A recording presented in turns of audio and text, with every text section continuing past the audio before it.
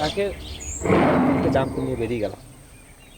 তারপরে আমি তখন Soudain, le tigre a bondi sur mon oncle et il l'a emporté. Alors j'ai crié. Et nous avons quand même foncé sur lui. Et nous l'avons poursuivi pendant longtemps. Puis nous avons récupéré le corps de mon oncle qui gisait dans la boue. Et le tigre était juste quelques mètres devant. Et il nous narguait.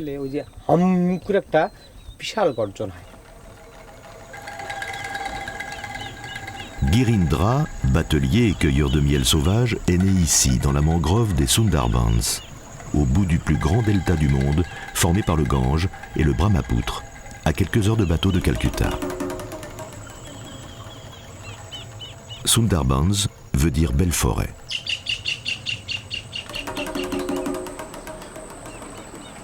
Cette forêt pousse les pieds dans l'eau salée. Elle est chaque jour inondée par la marée du golfe du Bengale.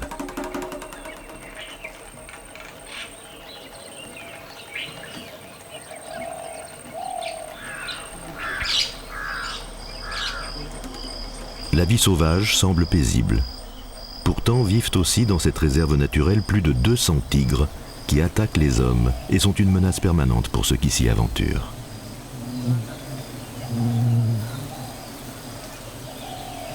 Avec la chaleur et la floraison, les abeilles géantes d'Himalaya sont revenues et il va être temps de récolter le miel sauvage qui est une des dernières richesses de la forêt, malgré le risque.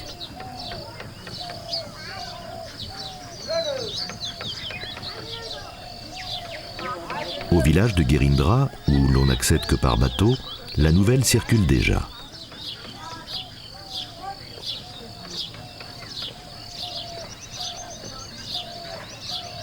Un étrange décor d'eau saumâtre et de forêt, où la vie sauvage cohabite avec celle difficile et courageuse des hommes et des femmes qui s'y sont installés il y a moins de 2 siècles, et avec l'aide des dieux.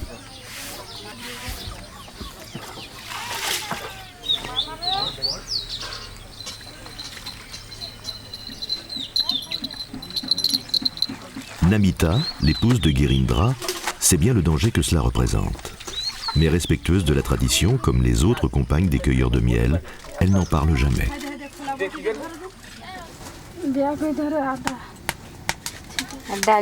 Chaque jour que les dieux lui accordent, elle a préparé avec sa belle-mère et ses filles le repas. Celui des hommes d'abord, puis celui de toute la famille. Un grand plat de riz accompagné de dalles.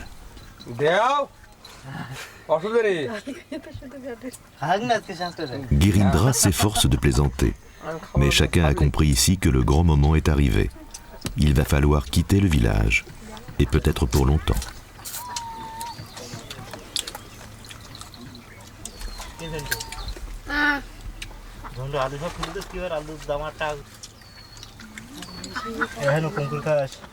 Et seuls quelques hommes courageux vont partir, car plus personne, même chez les jeunes, ne veut aller en forêt, où les attend le tigre. Rendez-vous près de la maison de Girindra pour la puja, cérémonie dédiée au dieu de la forêt. Là, c'est Vishnu, le préservateur, protecteur du Dharma, qui est évoqué pour descendre sur terre et aider l'humanité.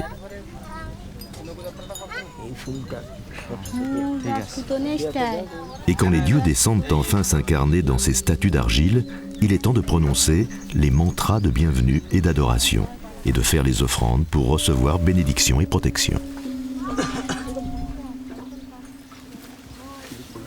Avec Girindra, Adir, le chaman, qui connaît bien la forêt et les mantras pour neutraliser le tigre.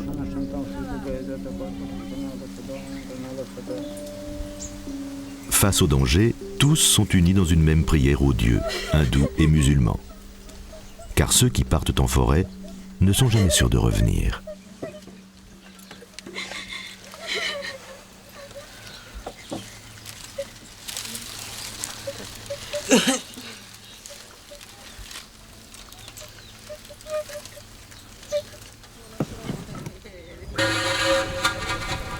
Dans cette jarre, l'eau sacrée du Gange accompagne et bénit l'expédition jusqu'à ce qu'un peu de la nouvelle récolte de miel sauvage la remplace.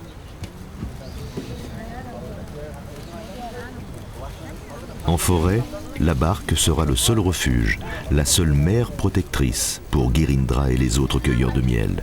Alors, la proue est décorée comme un autel sacré. Lieu rituel, la proue d'une barque n'est jamais foulée par quiconque.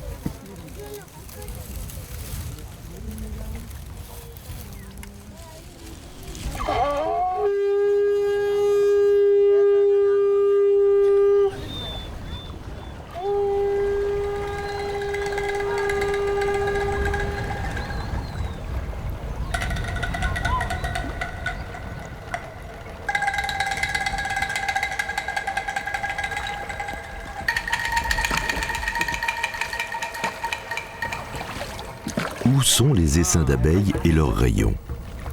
L'an dernier, elles étaient pourtant là, juste derrière ces arbres. Les abeilles reviennent toujours au même endroit. Le tigre aussi est peut-être là, invisible et magique dans la forêt.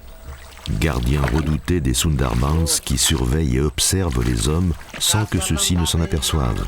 Mais comment savoir? Il faut donc demander l'aide des dieux. Adir est un bon chaman. Il a survécu à plusieurs attaques de tigres et il sait demander l'aide des dieux pour que ses mantras neutralisent le tigre au bon moment.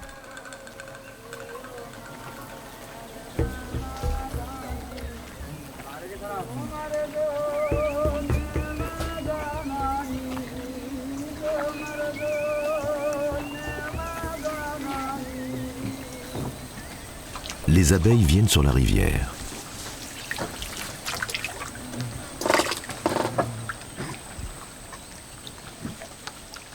Le moment est venu de fabriquer les boulènes, ces torches en feuilles de palmier du tigre qui, en se consumant lentement, serviront à enfumer les rayons.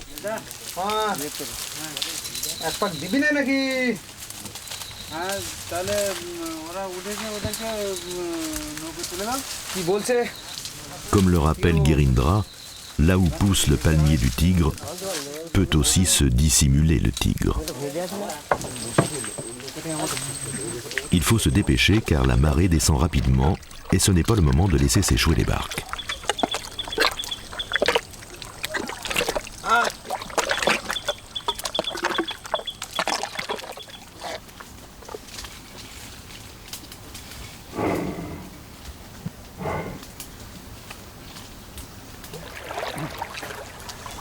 Aujourd'hui, le départ pour la collecte se fait à marée haute.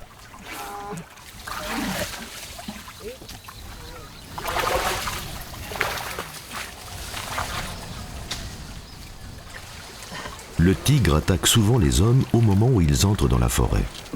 Adir, le chaman, demande la bénédiction des dieux et répète ses mantras.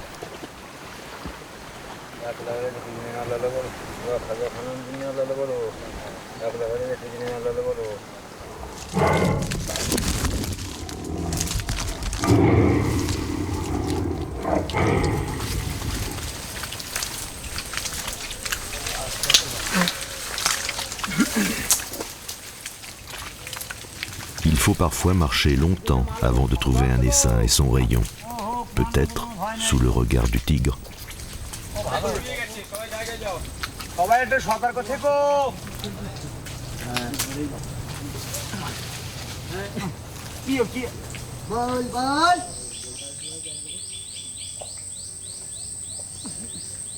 Ils le savent, chaque instant est risqué.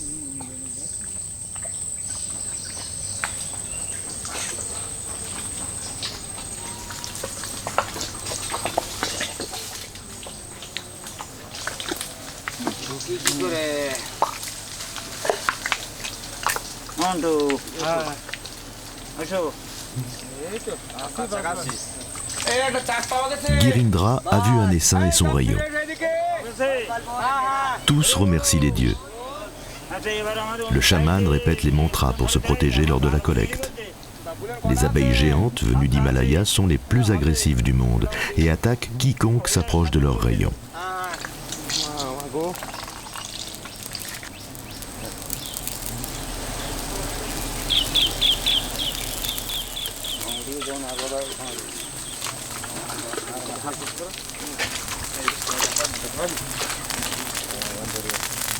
चला अच्छा चल तुमको काट दो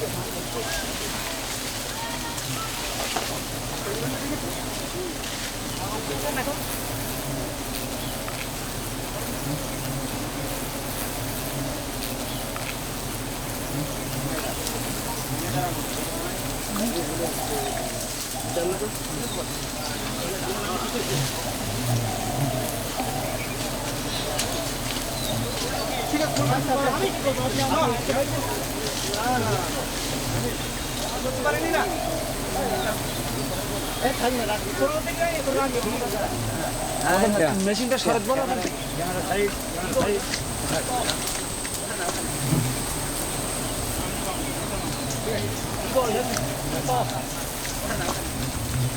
হ্যাঁ ধরো আই ধরো হ্যাঁ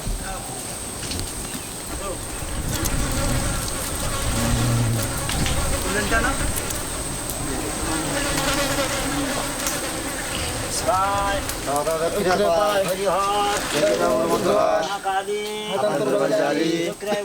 Avec la grâce et la protection des dieux de la forêt, la récolte est particulièrement abondante. Il n'oublie pas de les remercier.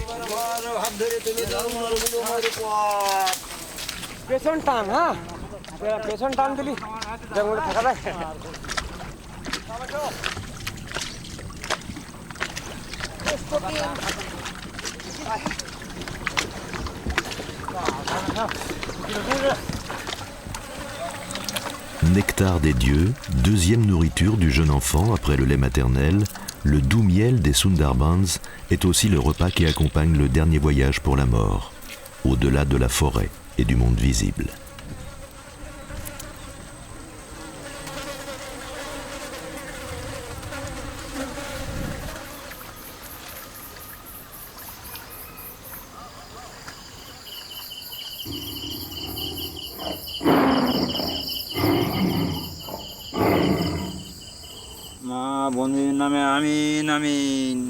La nuit, sur les barques rassemblées au milieu de la rivière, le chaman et l'équipe remercient les dieux pour le bon déroulement de la journée.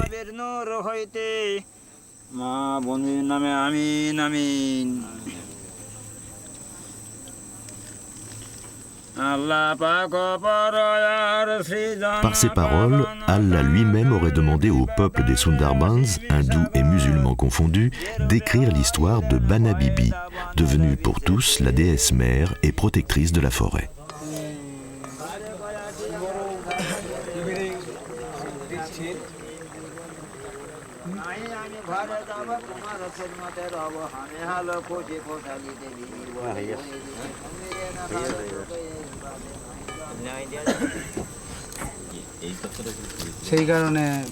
Girindra et Adir, le chaman, se souviennent d'une ruse que les cueilleurs de miel avaient trouvée il y a quelques années. Constatant que le tigre n'attaquait que de dos, quelqu'un avait eu l'idée de porter derrière la tête un masque représentant un visage. Ainsi, pendant quelques saisons, Girindra et les autres cueilleurs de miel s'enfoncèrent dans la forêt, les yeux dans le dos. Jusqu'au jour où il fallut bien admettre que décidément, le tigre apprenait vite.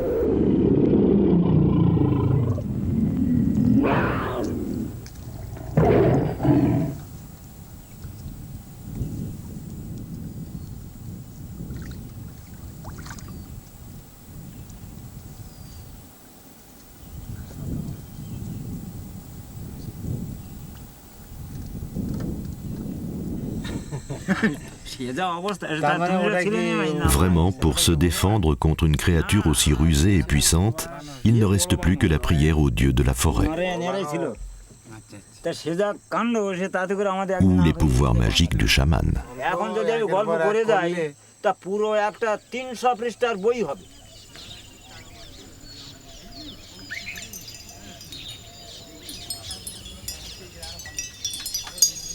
Pendant ce temps, au village, et tous les matins, Namita et les autres femmes des cueilleurs de miel parties dans la forêt viennent se recueillir et prier les dieux.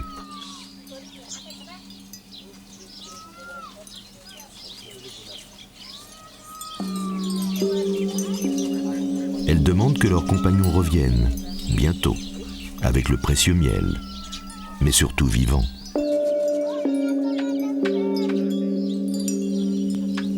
Ces femmes qui ne sont jamais allées dans la forêt savent que le tigre dissimulé derrière les herbes y attend les hommes, et que seule la prière peut sans doute éviter le pire.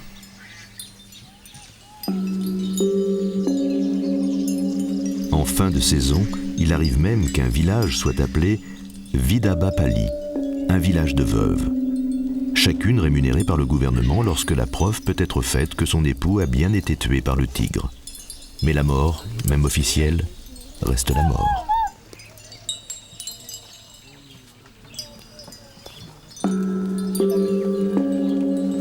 Ainsi, de la forêt au village et du village à la forêt, les prières des hommes et des femmes des Sundarbans tissent inlassablement un corridor de protection divine pour les cueilleurs de miel.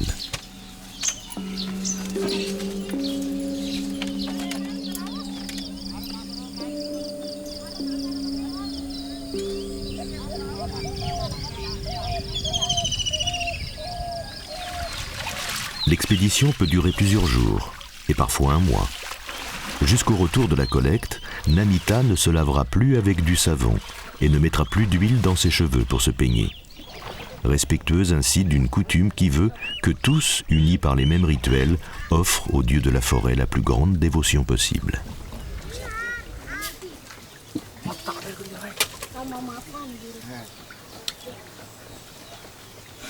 Cette année encore, elle ne sortira pas les cendres de la maison avant le retour de son homme.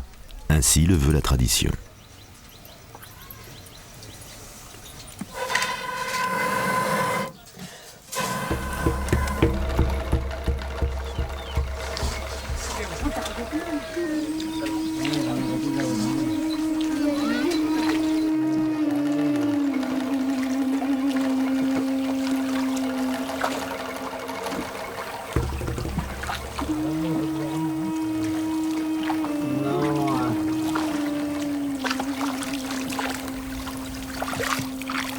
Bana Bibi, princesse musulmane et déesse de la forêt, est partout.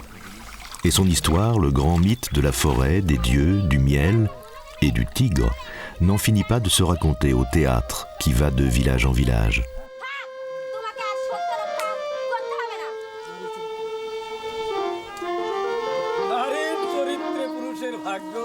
Fille d'un fakir venu de la Mecque, mais abandonnée à sa naissance dans la forêt, élevée par les animaux sauvages, Bana Bibi, princesse musulmane, est devenue la déesse mère de toutes les créatures des Sundarbans. Ce qui met en colère Dukin Rai, fils de Shiva, dieu hindou, connu jusqu'alors comme le seul maître tout-puissant de la forêt. Il envoie sa mère combattre Bana Bibi. Finalement, Bana Bibi, la musulmane, gagne. Déesse mère pour les hindous et les musulmans réunis face au même danger. Et désormais, comme le jeune Duke, tout être perdu dans la forêt qui risque d'être dévoré par Dukin Rai, incarné en tigre, peut être sauvé par la déesse de la forêt. S'il lui demande de l'aide.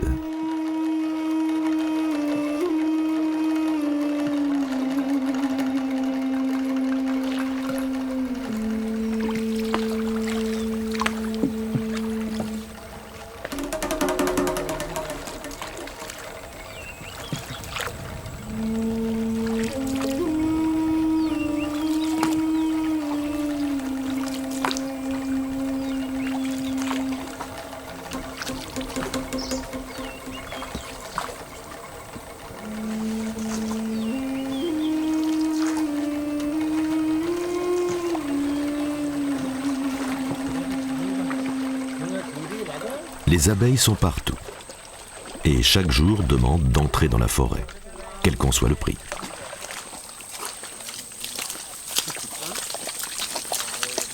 Conduits par le chaman, tous s'efforcent d'avancer le plus rapidement possible dans la boue, car chaque instant est précieux.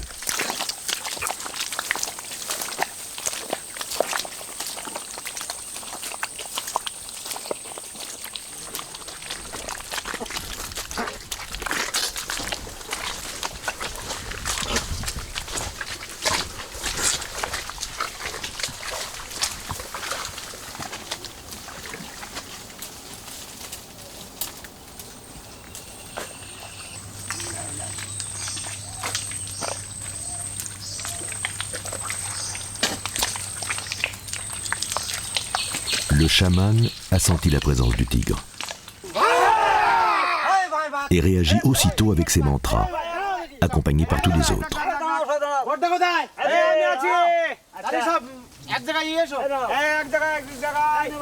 Il faut faire vite, car à tout instant, le tigre peut attaquer.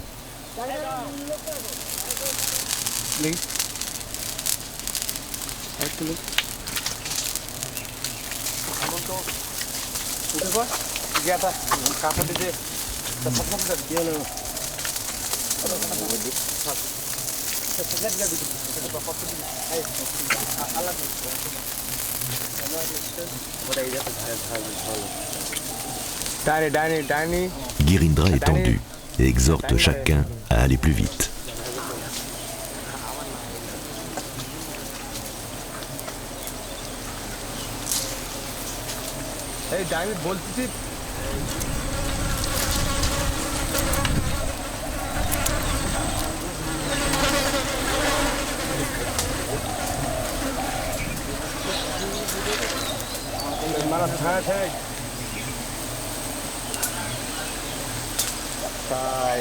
Il remercie encore une fois Banabibi et Dukinrai, les dieux de la forêt, pour la bonne récolte et pour le salut de chacun.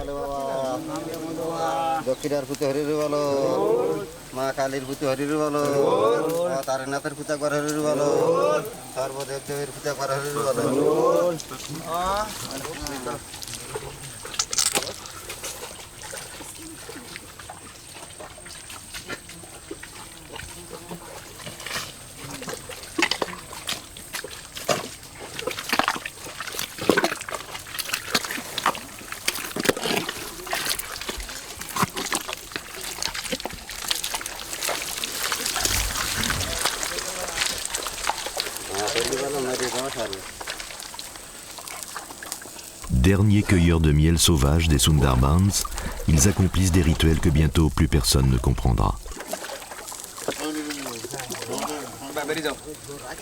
Déjà, les jeunes hommes ne veulent plus aller en forêt et commencent à dire qu'ils voudraient mieux laisser le miel sauvage aux tigres.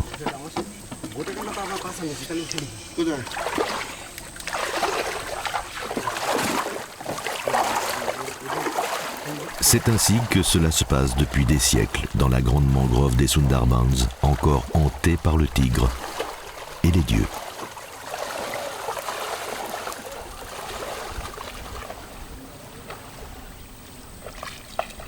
Cette année encore, 7 cueilleurs de miel ont été tués par le tigre, juste en entrant dans la forêt. Mais pour Girindra, la récolte de miel a été bonne, grâce aux dieux.